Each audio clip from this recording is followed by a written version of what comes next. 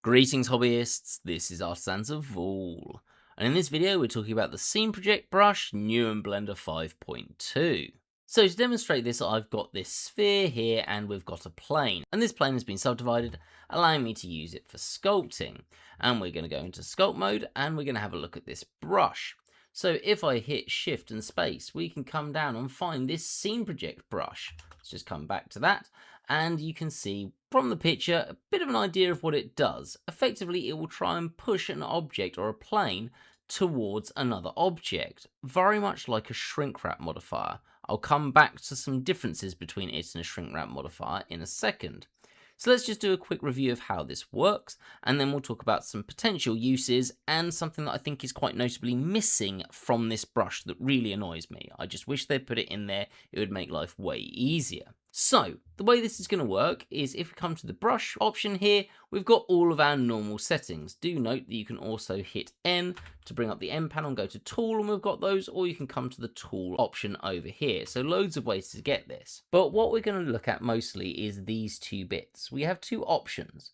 We can use a ray direction in the plane normal, or we can do the view normal. And these might have different uses for you. I think the plane normal is going to be the more useful one for me. The plane normal means that whatever the normal direction of our faces on the plane are, it will work in that direction. So in this instance, it doesn't matter what direction I go to, this is going to push this plane towards the sphere. So if I just F to make this bigger, you can see this very nicely. Look at that! How cool and easy is that to use? So that has worked directly in that direction. Or we could come up here and go to our projection and go to view normal direction, and that means it will go directly away from the way we're looking. So for example, if I go here, it goes in this direction. If I came here, it will go downwards more. So we can control it that way. Some things that are important about this brush. The first is, let's say we're in our view normal. If I come here and try to do it, it's worked, but these bits haven't moved at all because in the direction I was looking, there was nothing for them to hit. So that's quite important to remember, which is a potential issue with this view normal. However, the plane normal isn't without potential issues. If we come here and I make my brush a bit smaller and I do that here, this will work, but as soon as I release my mouse, these parts of the plane, these faces here, are now pointing in this direction. So if I try to do this again, it doesn't work, and these ones start going off at a strange angle. It's just horrible. So you've got to be careful. My recommendation would be, went back too far, is to always come at a good distance with a big brush and do this all in one go unless you have a specific purpose for it.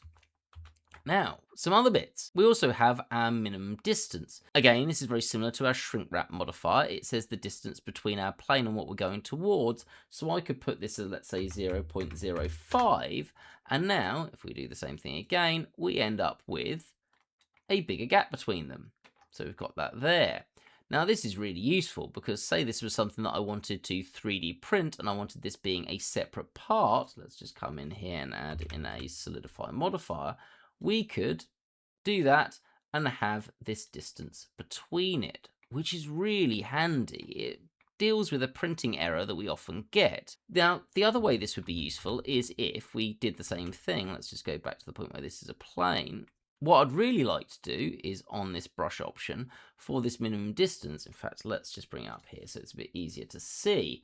For this minimum distance, I would quite like to put this as a minus so that I can have this go into the object. So let's say I had this at minus 0.01 instead, but you'll notice it only goes down to 0. That is really annoying. I don't know why they did that. All of the other tools that link to ray projection, like in geometry nodes, I'm pretty sure have the ability to be a minus.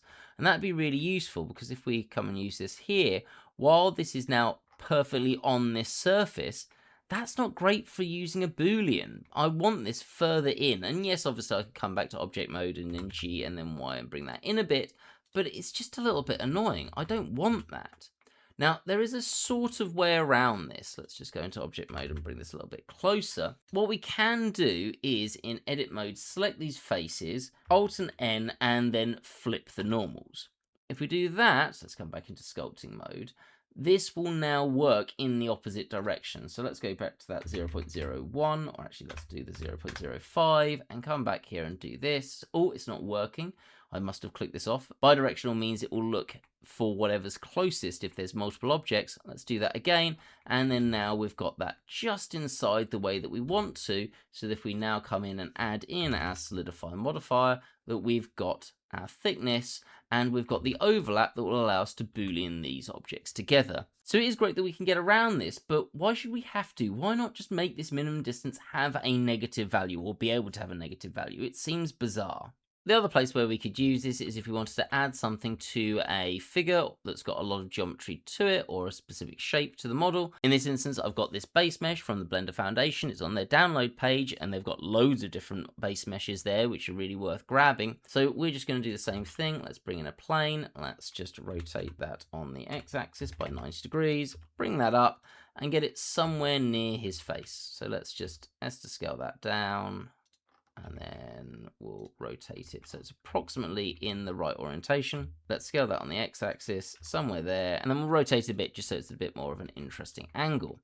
Now, we're going to need to subdivide this. Let's do that to make it a little bit more like squares. Would 2 be better? Yeah, that's probably better. And then let's select everything and then right click and subdivide that, and we'll up this to, let's say 32. That's probably way too much, maybe 16. That will do for this demonstration. Now, again, depending on what we're doing, in this instance, I might want to 3D print this. We're going to have to worry about the normals, and I want this to go inside our figure. So without our negative, I'm going to have to Alt and N and flip those normals, come to the side so we can see this. Let's go into sculpt mode. And, oh, no, we want to sort out our scaling. So there we go. Let's go to scale and let's turn off our face orientation. Go into sculpt mode and then we've got that there just on the inside. That's probably too far, actually. Let's just come back and come down here. That's 0.01. Do that again. There we go. And then add in our solidify modifier. So we've got our plaster conforming to his face. Oh god, I've just seen that he doesn't have eyes. That's concerning. It looks like something out of Event Horizon. But anyway, you get the idea. Now, there is one other thing that I want to mention here, which is probably the most important difference for me compared to using the shrink wrap modifier. And I just want to demonstrate this so you know what we're doing. I'm going to bring in a round cube. So we've got that there. Let's just bring that up. And I'm going to bring in a cone. Let's up this as well to make it nice and rounded, and we'll bring that up. Anyway, we've got two shapes, but importantly, I have not joined or booleaned these together. And if we were to get a plane, let's just bring in our plane, rotate it round and scale it down a bit, and then subdivide it. So let's come here and then subdivide and 64, then have a look at this. So somewhere there, let's apply the scale. If we were to use a shrink wrap modifier on this, let's just shrink wrap and just have a look at those options. You'll notice we can target something, but we can only target a single object. So in this instance, I could shrink wrap this to this sphere or this cone. Now what I could actually do is use vertex groups and start splitting this into multiple bits, but this only works because this is a very simplistic set of two shapes here with a nice plane, with a nice straight line that separates them. So a shrink wrap modifier here is really not what we wanted to do if we want to put this onto both of these surfaces and we don't want to boolean them together. But what's really cool, let's just scale that down a little bit, is if we go back into our sculpt mode, is that our scene project brush just projects it onto whatever is there. So if I do that here, it projects onto both the objects. So if this is something more complex and we've got multiple objects, this is a massive time saver and gives us some options that before weren't really realistic for us to do.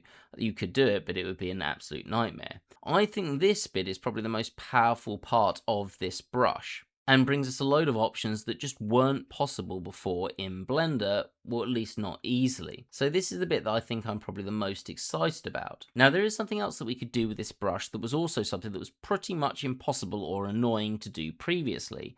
Now I haven't tested this out yet, so I'm going to go away and test this and see if I can find any issues with it so I can do a full video on it, and I think it does warrant a video on its own. So if you're not subscribed and you want to be notified when that video's out, hit that subscribe button and the bell icon so you get notified, and I'll try to do that video as quickly as possible, either next week or the week after. Either way, hope to see you in the next video, and have a great day.